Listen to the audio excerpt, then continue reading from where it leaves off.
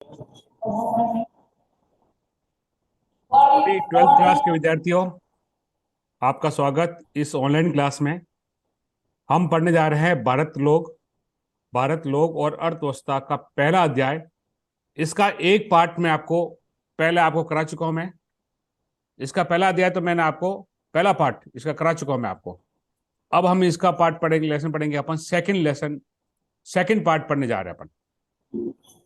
हम second part first part अपन पहले आज से लगभग 4-5 लगभग एक सप्ताह पहले पढ़ चुका, लेकिन बीच में टाइम नहीं मिल पाया, इस कारण से अपन नहीं पढ़ पाए। आज हम इसका पार्ट पढ़ेंगे, सेकंड पार्ट नंबर 2। ध्यान दें सभी आप, पार्ट नंबर 2 अपन पढ़ने जा रहे हैं। चलिए, अपन पहले फर्स्ट पार्ट में अपन ने चर्चा की थी जनसंख्या किसे कहते हैं, जनसंख्या वर्दी क्या होती है, ये भी अपन ने चर्चा की। साथ में जनसंख्या घनत्व क्या होता है, ये भी अपन ने चर्चा की। अब हम इसके आगे अपन देखेंगे कि जनसंख्या किस प्रकार से, जनसंख्या की वर्दी दर, जनसंख्या वर्दी क्या होती है, अपन पढ़ेंगे। हमने पढ़ा था पिछली बार जनसंख्या घनत्व, जनसंख्या को प्रभावित करने वाले कारक और जनसंख्या किसे कहते हैं, ये अपन सब अपन पढ़ चुके हैं। तो हम उसी को कंटिन्यू करते हैं। अपना टॉपिक आज का रहेगा जनसंख्या की वर्दी। ये अपना टॉपिक रहेगा कि जनसंख्या की वर्दी किस प्रकार से, क्या कहेंगे, किसी क्षेत्र में एक विशेष समय। अब देखिए, क्षेत्र का मतलब यहां पर जैसे मान लीजिए कोई क्षेत्र, ये कोई क्षेत्र है, इस क्षेत्र, ये कोई गांव है, इस गांव के अंदर और एक विशेष समय, ध्यान देना, एक विशेष समय मतलब कि कह सकते हैं अपन एक वर्ष कह सकते हैं। एक वर्ष ले लिया, समय ले लिया, एक वर्ष। जैसे भारत के अंदर 10 वर्ष का समय लिया जाता है, एक दशक अर्थात एक दशक का समय लेते हैं। दशक दशक अर्थात 10 वर्ष का समय। इस दशक, हर 10 वर्ष पश्चात जनसंख्या की जनगणना की जाती है। तो किसी क्षेत्र विशेष में, अर्थात क्षेत्र विशेष का अर्थ हो गया कोई क्षेत्र, जैसे भारत हो गया, राजस्थान हो गया, अपने गांव का कोई भी हो सकता है। तो क्षेत्र विशेष में एक विशेष समय के दौरान जनसंख्या में जो परिवर्तन होता है उसे जनसंख्या वृद्धि कहा जाता है। इस बात को ध्यान दें। जनसंख्या वृद्धि, देखिए ध्यान देना, जनसंख्या वृद्धि प्लस भी हो सकती है और माइनस भी हो सकती है। जैसे मान लो इस क्षेत्र की अपन बात कर रहे हैं, अपन यहां पर पहले थे, जैसे मान लो 2020 के अंदर पहले लोग रहते थे 100 लोग, अब 2023 के अंदर मान लीजिए 110 लोग थे। तो यहां पर क्या हुआ, +10 हुए। तो ये जनसंख्या क्या कहलाएगी, धनात्मक जनसंख्या वृद्धि कहलाएगी। अगर इसी स्थान पर यहां पर 110 की जगह हो जाते, मान लो 90 लोग ही होते, पहले 100 थे 2020 के अंदर, 2023 के अंदर 90 लोग, तो यहां पर क्या हो जाएगी, -10 अर्थात ऋणात्मक जनसंख्या वृद्धि दर कहलाएगी। अर्थात यहां पर जनसंख्या घट गई, जनसंख्या में कमी आ गई। ये जनसंख्या को कमी या वृद्धि इस प्रकार से डिनोट किया जाता है। अब जब देखिए जनसंख्या की, अपन ने बड़ा पढ़ा, जनसंख्या की वृद्धि होती है या कमी होती है, वो किस प्रकार से होगी, वो हमें किन कारणों से होती है। देखा अपने 10 बढ़ गई थी या 10 घट गई थी, धनात्मक वृद्धि हो सकती है या ऋणात्मक वृद्धि हो सकती है।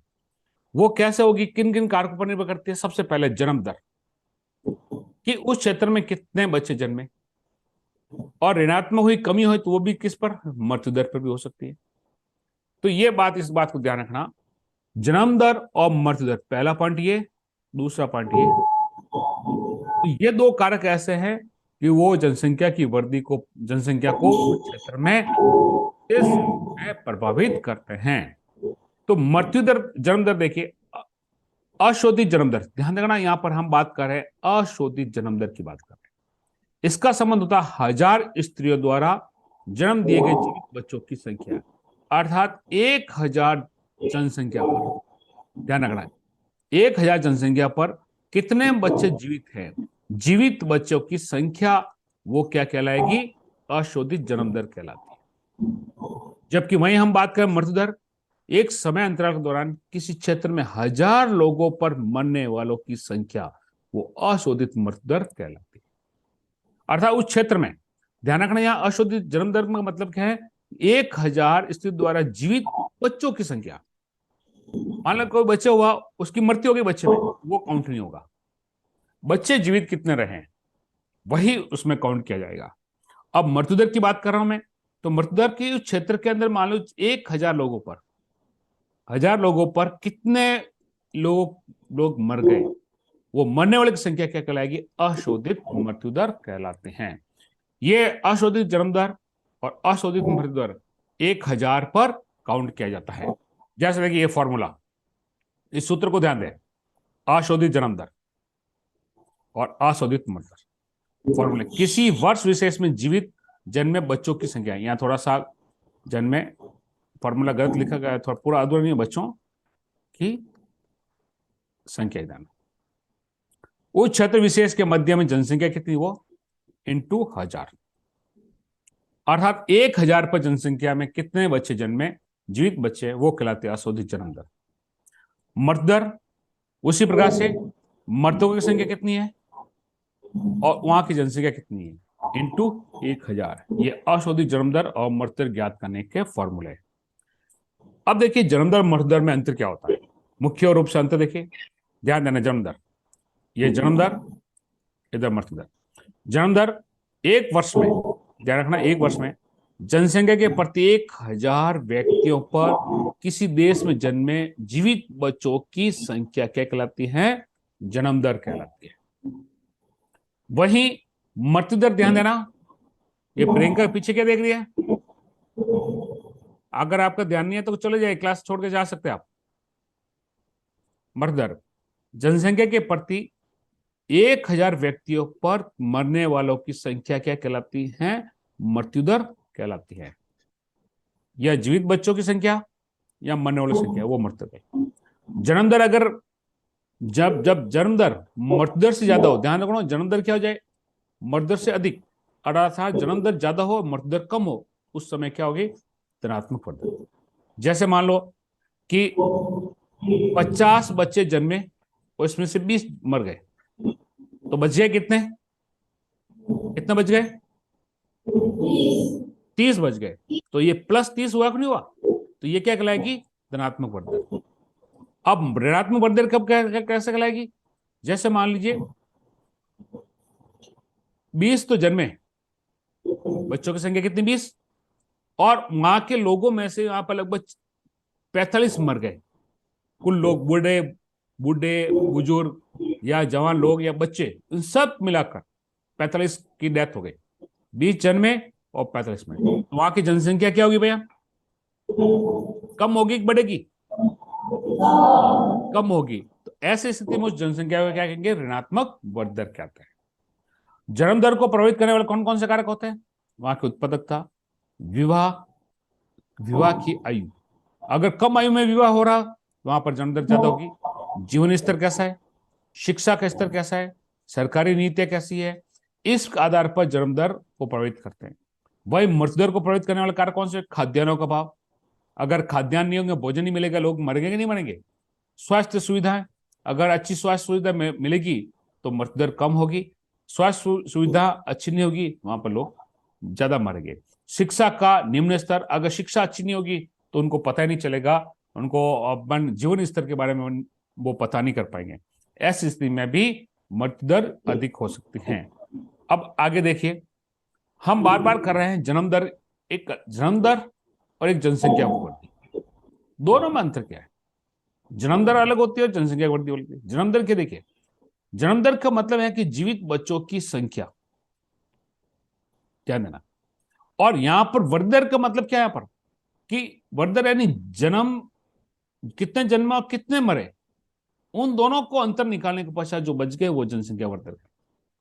जन्म दर मतलब कि 1,000, मान लीजिए 1,000 स्त्रियों में से 50 बच्चे जन्मे, तो जन्म दर कितनी होगी, 50। या मृत्यु दर देखो, ध्यान देना, अब 50 जनसंख्या वृद्धि दर का अर्थ क्या होगा, 50 जन्मे उसमें से 20 मर गए, 20 की डेथ हो गई, 20 बड़े बुजुर्ग कोई व्यक्ति 20 मर गए, तो बच्चे कितने, कितने बच्चे, 50 बच्चे जन्मे और उसमें से 20 मर गए, तो बच्चे कितने, शेष कितने रहेंगे, तो बोलो ना, फिर आवाज नहीं आ रही आपके मेरे को, 30 रहेगी। तो ये 30 क्या कहलाएगी, जनसंख्या की वृद्धि कहलाएगी, ध्यान देना इस बात को। जनसंख्या वृद्धि कितनी हुई? 30 की, जबकि जन्म दर कितनी है यहाँ पर? 50। ये ध्यान देना इस बात। ये 1000 व्यक्तियों पर गिनी जाती है और ये एक वर्ष के प्रतिशत के रूप में व्यक्त होती है। उच्च जन्म दर बढ़ती हुई जनसंख्या का प्रतीक है। अगर जन्म दर अगर ऊंची होगी तो जनसंख्या बढ़ेगी, और जब जन्म दर मृत्यु दर से अधिक होती है तो इसे धनात्मक वृद्धि कहते हैं। धनात्मक, अभी मैंने बताया आपको 50 जन्मे, उसमें से 20 मर गए, तो ये क्या हो गया? +30 की वृद्धि हुई है। भारत में जन्म दर कितनी है? 27 प्रति 1000, अर्थात 1000 पर 27 बच्चे जन्मते हैं। जबकि जनसंख्या वृद्धि दर कितनी है? 2.4% वार्षिक वृद्धि दर है ये। तो ये जन्म दर अलग होती है और जनसंख्या की वृद्धि दर अलग होती है। अब हम आते हैं भारत की जनसंख्या की वृद्धि दर की बात करें, तो भारत की जनसंख्या की वृद्धि दर, जनसंख्या जो है वो 1901 से अपन लगाकर वर्तमान स्थिति तक हम देखते हैं कि वर्तमान परिप्रेक्ष्य में जनसंख्या किस प्रकार से है। तो सबसे पहले 4 अवस्था में बांटा गया है इनको। तो सबसे पहले देखते हैं अपन प्रथम अवस्था 1901 से लगाकर 1919 तक, ये कहलाती है स्थिर अवस्था कहलाती है। ध्यान देना सभी, भारत में जो जनसंख्या हम देखेंगे उसकी अलग अलग स्थिति है। तो पहली अवस्था कहेंगे स्थिर अवस्था। क्यों स्थिर अवस्था कहेंगे? इस दौर में जनसंख्या जो वृद्धि है वो एक वृद्धि दर तो निम्न रही, ध्यान दें सभी, वृद्धि दर निम्न थी, क्योंकि इस दौरान भारत की जनसंख्या दर कैसे थी? ऋणात्मक दर्ज की गई। अभी हम आंकड़ों में देखेंगे। या 1921 में ध्यान देना, वहां पर ऐसे कई कारण थे, जैसे स्वास्थ्य सेवाओं में कमी थी, सेवा में कमी, वहां पर एक महामारी फैलना, ये सभी इस कारणों से क्या हुई? मृत्यु दर ज्यादा हो गई और जनसंख्या में इतनी वृद्धि दर्ज नहीं की गई। वहां ऋणात्मक हुई, यानी जन्मे कम और मरे ज्यादा, क्योंकि स्वास्थ्य सेवा में कमी। कैसे? जैसे कोई बीमार हो गया तो वहां पर उसका इलाज सही ढंग से नहीं हो पाया तो आदमी क्या होगा? व्यक्ति क्या मर जाएगा। और महामारी, और कई इस प्रकार से अकाल हो सकता है, या महामारी कोई बीमारी फैल सकती, जैसे अभी कोरोना फैला था, वो महामारी थी। ऐसी स्थिति में लोग ज्यादा उस समय मर गए थे। ये कौन सा काल था? 1911 से 1921 के बीच में, इस काल के अंदर हुआ था ये। वह अकाल भी हो सकता है, अकाल, लोगों को खाने और पीने की समस्या हो गई थी वहां पर, अकाल होने के कारण से लोग भूखे मर गए थे, स्वास्थ्य सेवा में कमी थी, कई प्रकार की बीमारियां फैल चुकी थी।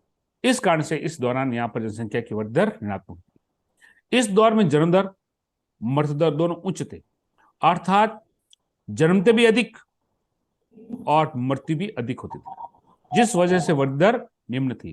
कहने का तात्पर्य, यहाँ पर 50 बच्चे जन्मे, उसमें से मान लीजिए 45 मर गए, तो कितने बड़े? केवल 5। तो इसलिए जन्म वृद्धि दर क्या थी? बहुत ही कम थी। जन्म दर और मृत्यु दर उच्च होने कारण से, देखिए ध्यान देना, इस बात को ध्यान देना, दोनों ही क्या थी? उच्च। जन्मे भी अधिक थे और मृत्यु दर भी अधिक थी। इसके निम्न कारण, उस दौर में भारत में उपलब्ध स्वास्थ्य एवं चिकित्सा सेवा अत्यंत निम्न दर्जे की थी। ये मैंने आपको अभी पॉइंट बताया। या इस समय क्या थी? स्वास्थ्य और चिकित्सा सेवा बहुत ही निम्न दर्जे की थी, क्योंकि लोग बीमार हो जाता था, उस बीमारी का कोई इलाज नहीं होता था, उचित अस्पताल नहीं थे, अच्छे अस्पताल नहीं थे, डॉक्टरों की कमी थी, इस कारण लोग मरते भी, जिस वजह से मृत्यु दर बहुत ही उच्च थी। अधिकतर लोग क्या क्या थे? अशिक्षित थे, शिक्षा का अभाव था, जिस वजह से देश में जन्म दर ऊंची थी। भोजन व अन्य आधारभूत की आवश्यकता की उपलब्धता में कमी थी, भोजन नहीं मिलता था उनको, तो लोग भूखे ही मरते थे। इस कारण से लोग जब मृत्यु दर उच्च हो गई, उपलब्धता कम थी और भोजन का असमान वितरण था, अर्थात किसी क्षेत्र में तो भोजन मिल रहा था और किसी क्षेत्र में भोजन नहीं मिल रहा था, जिसके कारण से मृत्यु दर और जन्म दर दोनों ही उच्च थे। ऐसी स्थिति में वहां पर जनसंख्या स्थिर अवस्था कह सकते हैं, न तो ज्यादा वृद्धि हुई न ही ज्यादा कमी हुई। अब दूसरी अवस्था देखें, द्वितीय अवस्था में कहां से कहां तक? 1921 से 1951 तक यहां पर निरंतर वृद्धि हुई। इस दौर में जनसंख्या की निरंतर वृद्धि हुई है। कहां से कौन से ईयर से? 21 से 51 तक। हम अभी देखेंगे आंकड़ों में, देखो अब आंकड़े बताता हूं आपको मैं, देखिए ध्यान दें, मैं डायरेक्ट आंकड़ों पर लेके जाता हूं, मैं आपको आंकड़ों पर देखते हैं। देखिए ये आंकड़े देखिए, 1901 से, अभी हमने पढ़ा 1901 से 1921 आंकड़े देखिए। ये बढ़ा। इसमें कैसी जनसंख्या थी? स्थिर थी। ठीक है ना। अब यहां पर देखो, अभी बताया 1911 से 1921 में ऋणात्मक वृद्धि हुई थी, माइनस हुई थी। यहां पर देखो लोग जो है, ये देखो इतने लोग कम हो गए थे। लगभग 7,72,117 लोगों की कमी आई थी और माइनस माइनस में वृद्धि हुई थी। इस बात को ध्यान दें सभी। बाकी सब जगह देखिए, ये प्लस आपकी बुक्स में भी है। बुक्स में देखिए, तालिका 1.1 में है, ये आपकी किताब का ही चित्र है, दूसरा नहीं है। तो इस चित्र को खुला रखे, अपन आगे पढ़ते रहेंगे, आगे पॉइंट। इस चित्र को खुला रखे किताब का, द्वितीय अवस्था पर पढ़ रहे हैं। इस दूसरी अवस्था में देखिए जनसंख्या की वृद्धि, इस वृद्धि हुई इस दौर में। सामने भी ध्यान दें, बोर्ड पर सामने देखें और ये चित्र भी देखते रहे। पिछले अवस्था की तुलना में वृद्धि दर ज्यादा थी। वृद्धि दर ज्यादा हुई थी क्योंकि स्वास्थ्य सेवा में सुधार आया और देश में स्वच्छता बढ़ी और स्वास्थ्य सेवा में सुधार आया। इसके कारण से मृत्यु दर क्या आ गई? नीचे। जन्म दर तो वृद्धि हुई लेकिन मृत्यु दर क्या आ गई? कम हो गई। इसके कारण से जनसंख्या में वृद्धि हुई और तेज वृद्धि हुई इस कारण से। तो आप उस नक्शे में देखिए, जो तालिका टेबल, उसमें देखिए 1921 से 1951 के बीच में कितनी जनसंख्या बढ़ गई, आप देखिए उसमें। अब देखिए तीसरी अवस्था। तीसरी अवस्था 1951 से 1981 बीच में। यहां पर देखिए तीव्र वृद्धि, अर्थात इसे विस्फोट का काल कह सकते हैं। जनसंख्या विस्फोट हुआ। इस अवधि में क्या हुआ? जनसंख्या विस्फोट हुआ। क्यों हुई? क्योंकि भारत की जनसंख्या इसमें तीव्र वृद्धि हुई। ऐसा इसलिए हुआ कि स्वास्थ्य सेवा, ध्यान देना, स्वास्थ्य सेवा में बहुत सुधार हुआ। कल्याणकारी नीतियों के कारण से कई प्रकार की योजना चलाई गई। जैसे वर्तमान में भी देखिए, स्वास्थ्य सेवा योजना, चिरंजीवी योजना चलती कि नहीं चलती है? सरकार की चिरंजीवी योजना चलती हैं, आयुष्मान भारत योजना चलती हैं, कई प्रकार की दवाइयां निःशुल्क दी जाती हैं। ये सभी जो हैं योजनाएं सरकार की, वो इसी संदर्भ में है, कल्याणकारी योजनाओं के संदर्भ में। जिससे मृत्यु दर में क्या गई? गिरावट और प्रजनन दर में वृद्धि हुई। अर्थात जन्म दर जो है, बच्चों की जन्म तक ज्यादा, जैसे मान लो 80 जन्मे, उसमें से केवल मात्र 10 ही मृत्यु होती थी। तो कितने बच गए? 70 का डिफरेंस होता था, 70 जनसंख्या वृद्धि हो गई। तो इस प्रकार से जनसंख्या में एकदम क्या हुआ? तीव्र विस्फोट हुआ और जनसंख्या बहुत तेजी से बढ़ने लगी। ये कौन सा काल था? 51 से 81 तक। अब चौथे काल में देखिए, इस अवस्था में, चौथे में देखो जनसंख्या में वापस जनसंख्या में कमी आई। इसमें कमी क्यों आई? क्योंकि लोगों में देखो, पहले जो था केवल शिक्षा में, चिकित्सा सेवा में वृद्धि हुई। चिकित्सा में ज्यादा वृद्धि नहीं कि लोग समझते नहीं थे। वो हमेशा एक पुत्र की चाह में 7-8 लड़कियां हो जाती थी और वो जनसंख्या बढ़ गई। फिर बाद में कई प्रकार की योजनाएं, जैसे हम दो हमारे दो, परिवार नियोजन संख्या, शिक्षा का प्रसार हुआ कि छोटा परिवार सुखी परिवार। इस प्रकार से कई प्रकार की योजना चली गई थी। उस योजना से जनसंख्या में कमी आई और विस्फोट को रोका गया। इसका मुख्य कारण था शिक्षा का प्रसार हुआ, विवाह की औसत आयु में वृद्धि। इससे पहले क्या होता? विवाह 16 वर्ष की आयु में ही लड़कियों का विवाह कर देते थे, और अब विवाह की औसत आयु में क्या कर दिया? वृद्धि हुई, क्योंकि अब 18 साल से कम लड़की की आयु आयु कम आयु वाली वर्ग की लड़की की शादी नहीं कर सकते हैं। तो इस प्रकार से योजना चलाकर जनसंख्या में कमी की गई थी और लोगों की जीवन की गुणवत्ता में सुधार होने लगा। लोग समझने लगे कि छोटा परिवार सुखी परिवार, इस स्लोगन को समझने लगे कि वास्तव में परिवार जो होगा वो छोटा होगा, 2 बच्चे होंगे तो वो हम अच्छी शिक्षा दे पाएंगे, हम चिकित्सा सुविधा दे पाएंगे, मूलभूत सुविधा देंगे और जीवन स्तर में वृद्धि हो सकती है। इस प्रकार से जनसंख्या जो है 81 से वर्तमान में घटती जा रही है। हम देखो देखिए इसमें देखिए, हमने 21 से 21, फिर 21 से 51 तक, यहां तक देखिए जनसंख्या हर एक में देखो। देखो ध्यान दो, इस टेबल पर देखो, चलिए किताब छोड़िए, आप यहां देखिए, बोर्ड पर देखो सभी। देखो यहां पर प्लस में है या माइनस में? माइनस में क्यों ही? मैंने आपको बताया चिकित्सा सेवा में कमी थी, भोजन की कमी थी। और यहां देखो कितनी? +11.60, 14.22, 13.21। अब यहां देखो 61 से 81 तक की देखो कितनी जनसंख्या बढ़ रही है। जनसंख्या विस्फोट कितनी हुई? देखो यहां पर 21%, 24%, सर्वाधिक जनसंख्या जो बढ़ी है वो इस काल के अंदर बढ़ी है। ध्यान देखो 71 से यहां पर 24.80। कितनी बढ़ी देखो, पहले पहले थे 11.60, 14.22, 13.31, 21, 24.24.60। फिर देखिए इसके बाद में 81 के बाद देखो जनसंख्या में क्या, और देखो ध्यान दो, पहले कितनी थी 24, अब कितनी आ रही 23, अब कितनी होगी 21, अब कितनी होगी 17। तो जनसंख्या में क्या हो रहा, नियंत्रण हो स्थापित हो रहा है। जनसंख्या बढ़ रही है लेकिन जनसंख्या में क्या स्थापित हो रहा, जनसंख्या में नियंत्रण स्थापित हो रहा है, जनसंख्या को कंट्रोल किया जा रहा है। ये देखो आंकड़े देखिए, इस आधार पर हम कह सकते हैं भारत की जनसंख्या में अत्यधिक वृद्धि हो रही थी और हम इस जनसंख्या में नियंत्रण स्थापित कर रहे हैं। तो ये थी जनसंख्या की वृद्धि दर। हमने पूर्व 1901 से लगाकर 2011 तक हमने जनसंख्या वृद्धि दर रखी।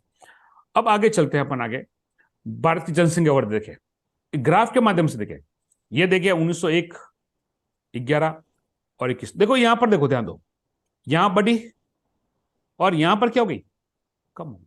अर्थात जनसंख्या देखो अभी अपन देखा था -0.54 था, और फिर देखिए बढ़ता गया, बढ़ता देखो ग्राफ बढ़ता ही बढ़ता ही बढ़ता ऊपर ही ऊपर जा रहा है, जनसंख्या एकदम बढ़ती। इस प्रकार से भारत की जनसंख्या में बढ़ती हो रही है। अब देखिए भारत की जनसंख्या में, अब देखो पूरे भारत देश की बात करें, केवल एक क्षेत्र में नहीं, विभिन्न क्षेत्रों में अलग अलग प्रकार की जनसंख्या है। जैसे राजस्थान की जनसंख्या बात करें, हम दिल्ली की जनसंख्या की बात करें, कुछ ऐसे राज्यों में जनसंख्या बात करें जहां केरल है, कर्नाटक है। देखिए भारत की प्रत्येक राज्य में जनसंख्या वृद्धि दर अलग अलग है। जैसे कुछ राज्य देखो, केरल, कर्नाटक, तमिलनाडु, आंध्र प्रदेश, इन 4 राज्यों की बात करें तो जनसंख्या वृद्धि दर बहुत ही कम है, यहां पर कम है। कुछ अन्य राज्य जैसे भारत के अलग राज्य जैसे विभिन्न, वहां पर जनसंख्या की वृद्धि दर अधिक अधिक है, बहुत ज्यादा बढ़ रही है, वृद्धि दर उच्च रही है। जैसे मैं अब आपको बिहार की बात करें, उत्तर प्रदेश की बात करें, यूपी की बात करें, यहां जनसंख्या वृद्धि दर बहुत ही ज्यादा है। क्यों हो रही है, क्योंकि वहां पर उपलब्ध सुविधा में विभिन्नता, शिक्षा के स्तर में विभिन्नता, सांस्कृतिक विभिन्नता और विभिन्न आर्थिक स्तर पर विभिन्नता हमें देखने को मिलती है। ऐसे इन राज्यों में जनसंख्या, इन राज्यों में तो बढ़ रही है लेकिन इन राज्यों में जनसंख्या वृद्धि दर बहुत ही कम हुई। हम एक नक्शे के माध्यम से देखते हैं। देखो ध्यान दो, ये राज्य, ये है केरल। ये कौन सा राज्य है, केरल, ठीक है। ये देखिए, ये आंध्र प्रदेश। अब यहां पर जनसंख्या देखो, ये कौन सी जनसंख्या है, यहां वृद्धि दर कितनी है, 10 से कम है इन राज्यों में। देखो जनसंख्या वृद्धि दर कम है बिल्कुल। जबकि यहां देखो, देखो बिहार, मैंने बताया ये वाला राज्य, ये है बिहार। यहां देखो जनसंख्या कितनी है, 25% से अधिक वृद्धि बिहार में। ये राज्य देखिए अरुणाचल प्रदेश, इनमें देखिए, और यहां देखिए ये उत्तर प्रदेश, उत्तर प्रदेश में 20 से 25% की जनसंख्या है। तो इस क्षेत्र की बात करें हम, उत्तरी देखो मोटे मोटे तौर पर देखें, हम जनसंख्या वृद्धि दर को भागों में बांटे थे। ये राष्ट्र, ये पूरा भाग, ये उत्तरी भारत है और ये दक्षिणी भारत है। तो आपको जनसंख्या कहां ज्यादा वृद्धि लग रही, देखो उत्तरी भारत में तो वृद्धि हो ज्यादा है, और यहां पर वर्धित है लेकिन कम हो रही है, वृद्धि कम है। देख लो नक्शे के अंदर। तो हम कह सकते हैं कि भारत में जनसंख्या का जो वितरण है वो असमान है, वृद्धि दर भी असमान है। कहीं पर जनसंख्या ज्यादा है, कहीं पर जनसंख्या कम है। हम आगे बात करें, अब जनसंख्या संगठन। हमने जनसंख्या के बारे में अपने पढ़ा कि जनसंख्या किसे कहते हैं, जनसंख्या क्या होती है, जनसंख्या वृद्धि दर क्या होती है, जनसंख्या घनत्व के बारे में पढ़ा, जनसंख्या के वितरण को प्रभावित करने वाले विभिन्न कारकों के बारे में पढ़ा। अब जनसंख्या के अलग अलग समूह हो सकते हैं। जैसे किसी देश के अंदर, मैं भारत की बात करूं, ध्यान दें, मैं भारत की बात करता हूं मैं, तो जनसंख्या यहां पर बिल्कुल ही अलग अलग प्रकार के विभिन्न समूह हो सकते हैं। अब देखिए यहां पर, जैसे इस पूरे भारत में आपने देखा, ये उत्तरी भारत और ये दक्षिण भारत। यहां तो जनसंख्या बहुत ही ज्यादा वृद्धि हो रही है लेकिन यहां पर जनसंख्या वृद्धि कम हो रही है। लेकिन इन जनसंख्याओं में भी विभिन्न प्रकार के समूह पाए जाते हैं। वो समूह कौन से हो सकते हैं, आयु के आधार पर, लिंग के आधार पर। मैं लिंग के आधार पर क्या मैं कहूं, तो महिला पुरुष दो समूह हो गए कि नहीं हो गए, जनसंख्याओं के दो समूह बन गए। व्यवसाय के आधार पर, व्यवसाय आधार पर कैसे, जैसे किसानों का समूह, कि पूरे भारत के किसान। व्यापार वर्ग, व्यापारिक आधार पर। श्रमिक वर्ग, कई प्रकार के अलग अलग वर्ग हो सकते हैं। इनके आधार पर जनसंख्या का संगठन जो का आधार पर वर्णन करता है वो क्या कहलाता है? जनसंख्या संगठन कहलाता है। तो अपन जनसंख्या संगठन कौन कौन से है, तो इसके आधार पर हम देखेंगे। सबसे पहले देखो ग्रामीण नगरीय जन संगठन। पहले तो दो आधार बांटेंगे इसके, कि गांव में रहने वाले और शहरों में रहने वाले। भारत की कुल जनसंख्या का 68.8% कहां निवास करता है? गांवों में निवास करता है, ये बात ध्यान देना। मात्र 31.2% ही शहर में निवास करता। कितना परसेंट है शहरों में? शहर में कितना परसेंट है? हाँ, 31.2% शहर में। बाकी सारे सारे गांव में। तो गांव में ज्यादा निवास करता है कि शहरों में? गांव में ज्यादा निवास करता है। तो भारत की जनसंख्या, और गांव में भी देखिए ग्रामीण जनसंख्या भी असमान वितरण पाया जाता है। गांव में भी ऐसा नहीं कि सभी एक जगह है, सब अलग अलग। देखो बिहार में, देखो बिहार और सिक्किम में, जैसे राज्यों में ग्रामीण जनसंख्या अधिक है, बिहार और सिक्किम दो ऐसे राज्य हैं जहां पर गांव की जनसंख्या जो ज्यादा रहती है। अब जैसे दिल्ली देखो, दिल्ली में गांव ही नहीं है, पूरा शहर है। तो वहां पूरी पूरी जनसंख्या शहरी जनसंख्या है। दिल्ली है, चंडीगढ़ है, पुडुचेरी जैसे नगरीय जनसंख्या का प्रतिशत अधिक है। तो ऐसे में अपन नगरीय जनसंख्या की बात करें, शहरी जनसंख्या और ग्रामीण जनसंख्या की बात करें, तो उसमें भी असमान वितरण है। बिहार में अधिकांश जनसंख्या गांव में रहती है। इसी कारण से गांव की जनसंख्या ज्यादा होने के कारण से वहां पर क्या है, शहर शिक्षा का विकास, शिक्षा का स्तर बहुत ही निम्न है। दिल्ली जैसे, दिल्ली और जो ये राज्य बताए, दिल्ली है, चंडीगढ़ है, पुडुचेरी, ये केंद्र शासित प्रदेश है, यहाँ पर शहरी जनसंख्या ज्यादा है, वहां पर शिक्षा का स्तर भी उच्च स्तर पाया जाता है, क्योंकि शहरों में मूलभूत सुविधाएं भी मिल जाती है। अब देखिए आगे, भाषाई संगठन दूसरा।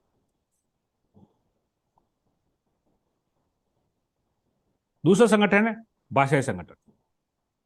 भाषा के आधार पर हो सकता है। भारत में कितनी है? 22 भाषाएं अनुसूचित, 22 भाषाएं अभी तक संविधान के अनुसार। उसमें सबसे ज्यादा किसके है? हिंदी बोलने वाले सबसे ज्यादा है। और न्यूनतम प्रतिशत किसका है? संस्कृत, बोडो, हिंद, मणिपुर बोलने वाले है। भारत में मुख्य रूप से 4 भाषाएं परिवार है।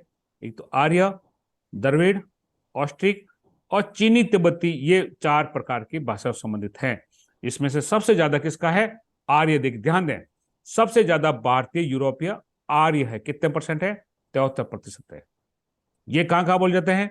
ध्यान देना, इसका उपवर्ग कौन सा है? इंडो आर्य। एक तो है ऑस्ट्रिक, द्रविड़ भाषा और चीनी तिब्बती भाषाई वर्गीकरण है। ये 4 प्रकार के, ध्यान देना, ठीक है ना। अब ये कहां कहां बोल जाती है, इसके कौन कौन से? इसका उपवर्ग कौन? ऑस्ट्रो एशियाई, तिब्बती, इंडो आर्यन। और शाखाएं कौन कौन सी? ये शाखाएं बताइए कहां कहां बोली जाती है। ऑस्ट्रिक कहां बोली जाती है? मेघालय, निकोबार द्वीप समूह, ये इन स्थानों पर बोली जाती हैं। ध्यान देना, ये भाषाई वर्ग अलग अलग है। अब आगे देखिए तीसरा वर्ग। तीसरा वर्ग है धार्मिक संगठन। धर्म के आधार पर जनसंख्या का वर्ग है। भारत में मुख्य रूप से देखिए हिंदू वर्ग जो है वो लगभग 79.80, 79.8% हिंदू वर्ग है। सर्वाधिक वर्ग, सर्वाधिक जनसंख्या ऐसी है मुस्लिम वर्ग है, जो 2000, ध्यान देना ये सभी 2011 की जनसंख्या के अनुसार है। 14.2% मुस्लिम वर्ग है। ईसाई जो है 2.3% है। इस प्रकार से अलग अलग विभिन्न धर्म वाले, वो जो विभिन्न प्रकार के सांस्कृतिक जीवन और राजनीतिक जीवन को प्रभावित करने वाला महत्वपूर्ण कारक होता है धर्म। ध्यान देना, हमारी संस्कृति हमारे धर्म के अनुसार है। आप दूसरे धर्म के देखिए, उनकी संस्कृति उनके धर्म के अनुसार होगी। ये धर्म जो होता है सबसे ज्यादा महत्वपूर्ण प्रभावित करने वाला होता है। तो इस प्रकार से जनसंख्या का वर्गीकरण अपन देखें धर्म के आधार पर, तो देखिए 2011 के अनुसार, 2011 हिंदू की जनसंख्या कितनी है? 966.3 मिलियन, अर्थात 96 लाख, अर्थात 79.8% सबसे अधिक है।